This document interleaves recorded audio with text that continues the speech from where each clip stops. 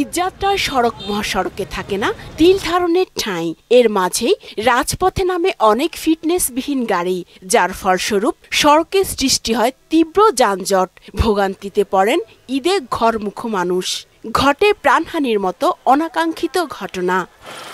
এমন অবস্থা ঈদযাত্রা নিরাপদ করতে অংশীজনদের নিয়ে রাজধানীর বনানীর বিআরটিএ ভবনে প্রস্তুতিমূলক সভা করেন সড়ক পরিবহন ও সেতুমন্ত্রী ওবায়দুল কাদের। ঈদযাত্রায় দুর্ঘটনার পুনরাবৃত্তি যেন না হয় সেদিকে নজরদারি বাড়ানোর নির্দেশনা দেন মন্ত্রী।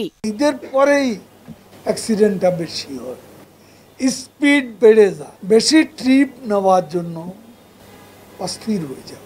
এই অস্থিরতাটা অনভিপ্রেত দুর্ঘটনা ডেকে আনে। এই দুর্ঘটনার পুনরাবৃত্তি রোধ করা আমাদের দায়িত্ব। গাড়িতে অতিরিক্ত যাত্রীও ভাড়া নিলে আইনানুগ ব্যবস্থা নেওয়ার নির্দেশও দেন তিনি। গাড়িটা হলো লক্ষ্যযোগ্য, আপনি ওটাকে রং দিয়ে কি করবেন? আমি তো চাই প্রথমে ফিটনেস। ভাড়া অতিরিক্ত দাবি করলে হয়তো তার ভাড়াটা দিয়ে আর কোনো টাকাই থাকবে না। এমন অনেক মানুষ আছে, মালিক নেতৃবৃন্দ আছে। আমি তাদের কাছে অনুরোধ করবো এই ব্যাপারটা স্ট্রিক্টলি আপনারা একটু মনিটর করবেন।